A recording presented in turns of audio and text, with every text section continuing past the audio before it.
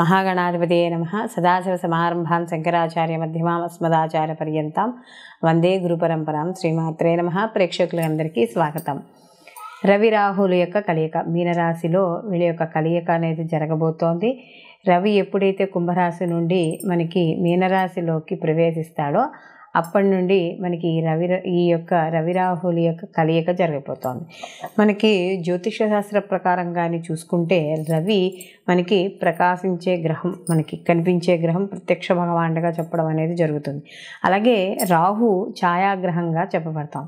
అయితే ఈ రవి యొక్క రాహుల యొక్క కలయిక ఎక్కడైతే ఏర్పడుతుందో ఆ ఏర్పడిన యొక్క స్థానాలను బట్టి వాటి యొక్క ఫలితాలు ఉండడం అనేది జరుగుతుంది. అలాగే జాతక చక్రంలో కూడా రవి రాహులు ఏమైనా ఒకే చోట కలిసి ఉంటే అవి పితృదోషంగా చెప్పడం అనేది జరుగుతుంది. అక్కడ కూడా మనకి కాస్త ఈ రవి రాహుల యొక్క కలయిక వల్ల ఎలా ఉంటుందంటే రెండు విరుద్ధ గ్రహాలు ఒకరికి పడదు, శత్రుగ్రహాలుగా చెప్పడం అనేది జరుగుతుంది. అందులోనూ ఎప్పుడైతే రవి రాహువులు ఒకే చోట చేరతారో రవి బలాన్నంతా కూడా రాహు తీసుకోవడం అనేది జరుగుతుంది. కాబట్టి అక్కడ రవి శుభస్థానంలో ఉన్న ఆయన ఇచ్చే ఫలితాలు అంత అంటే 100% ఆయన శుభ ఫలితాలను ఇవ్వడానికి ఆస్కారం అనేది ఉండదు. కాబట్టి అలాంటి విషయాల్లో కాస్త ఇక్కడ మనకి ఇబ్బందులు పడడం అనేది ఉంటుంది. అయితే సహజంగా మామూలుగా ఏమైనా రాహు కానీ ఒక మన జాతకంలో ఆయన ఉండే స్థితి బాగుంటే మాత్రం వాళ్ళు చాలా ఉన్నత స్థితికి వెళ్ళడం అనేది జరుగుతుంది. అలాగే జాతకంలో కానీ ఈ యొక్క రవి రాహుల యొక్క కలయిక కానీ లేకపోతే రాహు యొక్క ఉండే స్థితి కానీ సరిగ్గా లేకపోయి ఉంటే ఆయన దానివల్ల కాస్త బాగున్న వాళ్ళు కూడా, అంటే జాతక ప్రకారం బాగున్న వాళ్ళు కూడా కాస్త ఇబ్బంది పడే అవకాశాలు అనేవి కనబడతాయి. అయితే ఈ యొక్క రవి రాహుల యొక్క కలయిక వల్ల సహజంగా ఏర్పడే ఇబ్బందులు ఏమిటి అంటే స్నేహవర్గంలోనూ బంధువర్గంలోనూ మాట పట్టింపులు, వివాదాలు ఇలాంటివి రావడం, లేదా ధర్మానికి విరుద్ధంగా ఏవైతే కార్యక్రమాలు ఉన్నాయో అవి చేపట్టడం, ఉద్యోగాల్లో ఒత్తిళ్లు కాస్త ఎక్కువగా ఉండడం, ఇలాంటివన్నీ కూడా కనపడుతూ ఉంటాయి.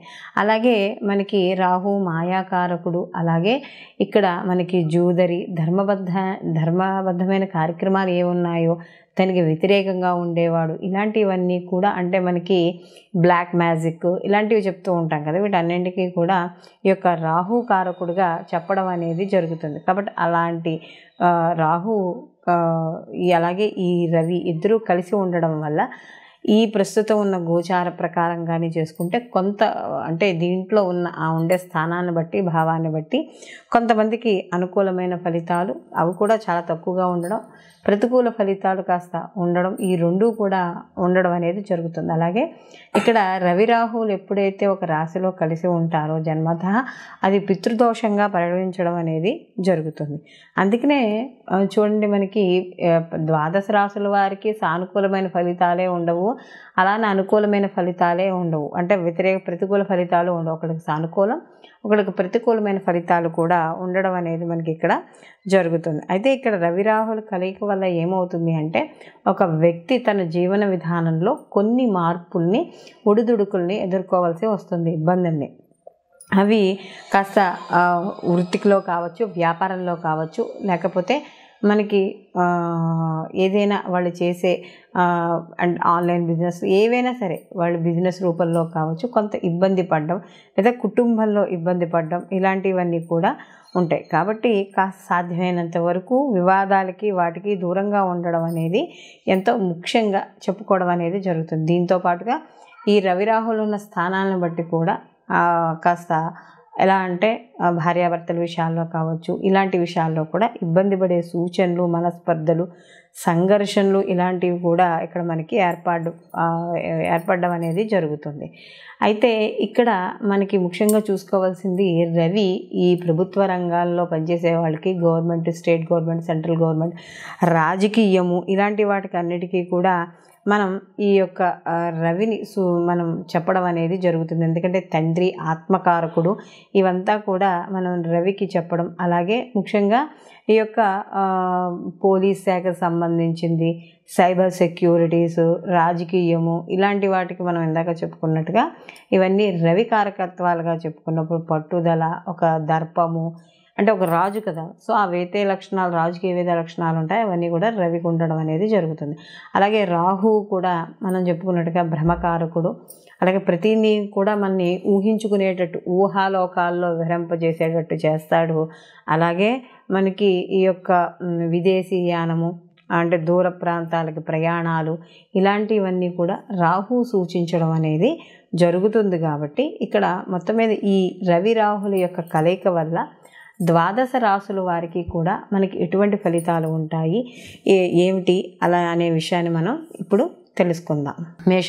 మేషరాశిలోకి అశ్విని 1, 2, 3, 4 పాదాలు, భరణి 1, 2, 3, 4 పాదాలు, కృత్తిక 1వ పాదము మేషరాశిలోకి వస్తుంది. రాశ్యాధిపతి వచ్చి కుజుడు. అయితే ఈ మేషరాశి వారికి చూసుకున్నప్పుడు ఈ రవి రాహువుల కలయిక అనేది వ్యయస్థానంలో ఏర్పడుతోంది.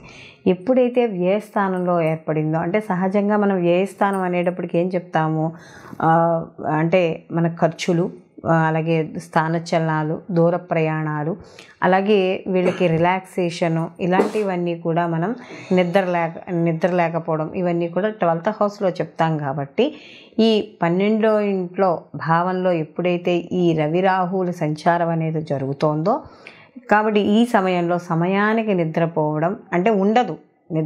సరైన సమయానికి నిద్ర ఉండదు. అది చేసే ఉద్యోగం వల్ల కావచ్చు, లేకపోతే వ్యాపారం వల్ల కావచ్చు, కొంత మానసికంగా కొద్దిగా ఇబ్బంది వల్ల కావచ్చు, ఏదైనా సరే నిద్రలేమితనం అనేది ఉంటుంది. కాబట్టి ప్రత్యేకంగా విషయం తెలుసుకున్నప్పుడు సమయానికి భోజనం చేయడం, నిద్రపోవడము, ఎంతో కొంతసేపు మెడిటేషన్ చేయడం, ఎందుకంటే మానసిక రిలాక్సేషన్ కోసం కొంత ధైర్యాన్ని, మానసిక స్థైర్యాన్ని తెచ్చుకోవడం, ఇలాంటివన్నీ కూడా యొక్క రవి రాహువులు కలిసి ఉన్నప్పుడు కాస్త కొంచెం వ్యతిరేక ఫలితాలు అనేవి సంభవించే అవకాశం అనేది ఉంటుంది. కాబట్టి ఈ సమయంలో సాధ్యమైనంత వరకు ఎవరి దగ్గరికి గొడవలకి వెళ్ళకపోవడము, ఏదైనా ఒక అంటే ఉద్యోగరీత్యా కావచ్చు, లేకపోతే ఇల్లు ఏదైనా అక్కడ అద్దెంట్లో ఉన్నా ఏం చేసినా అక్కడ రిపేర్లు వస్తున్నాయనో, లేకపోతే ఏదో రకంగా ఖాళీ చేయించడము, లేదా మీ అంతటి మీరే మారాల్సి రావడము, ఇలాంటివన్నీ కూడా ఇక్కడ ఈ 12th హౌస్లో రవి రాహువులు ఉండడం వల్ల సంభవించే అవకాశం అనేది ఎక్కువగా కనపడుతోంది. అలాగే సాధ్యమైనంత వరకు ఏదైనా ఇక్కడ మీరు జీవిత భాగస్వామి విషయాల్లో వాటిల్లోనూ ఇంట్లో వాళ్ళతోనూ మొత్తం మీద ఇక్కడ జాగ్రత్తగా ఉండడం అనేది ఈ యొక్క మేషరాశి వాళ్ళకి చెప్పదగ్గ సూచన.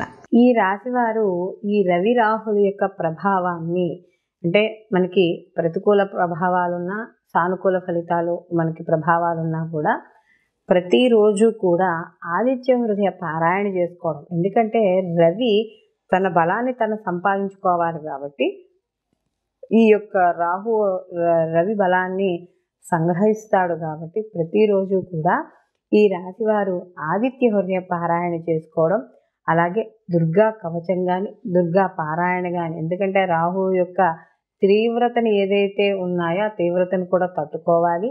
సానుకూల ఫలితాలు ఉన్నా కూడా మనకి ఇక్కడ మరింత సానుకూలంగా రావడానికి నిత్యము అమ్మవారి యొక్క ఆరాధన, అలాగే సూర్య నమస్కారాలు, ఆదిత్య హృదయ పారాయణ, ఇవన్నీ కూడా ఈ రాశివారు ప్రతిరోజు తప్పకుండా చేసుకోవాలి. అలాగే సూర్య భగవానికి సంబంధించిన ద్వాదశ నామాలు చదువుకున్నా, అలాగే ఆదివారాలు ఈ ఏదైతే పీరియడ్ ఆఫ్ టైం ఉందో ఈ పీరియడ్ ఆఫ్ టైంలో మనకి ఈ యొక్క రవికి సంబంధించిన ఏదైనా కవచాన్ని పారాయణ చేసుకోవడం, లేదా సూర్యాష్టకం పారాయణ చేసుకోవడం, ఏదైనా చేసుకోవచ్చు.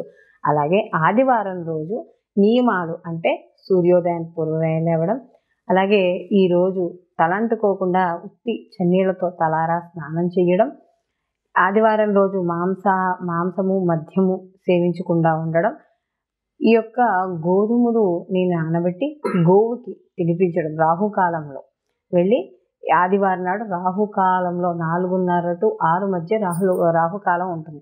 కాబట్టి ఈ రాహుకాలంలో ఈ గోధుమలు కాస్త ఆవుకు తినిపించడం, ఇలాంటివి చేయడం ద్వారా ఈ రవి రాహుల కలయిక ఇక్కడ ఏదైతే ఉందో దాని నుండి వచ్చే ఫలితాలు, అంటే వ్యతిరేక ఫలితాలు ఏమైనా ఉంటే అవన్నీ కూడా కాస్త తగ్గుముఖం పట్టడం అనేది జరుగుతుంది. సర్వే జనా సుఖినో భవంతు, లోకా సంస్థ సుఖినో భవంతు.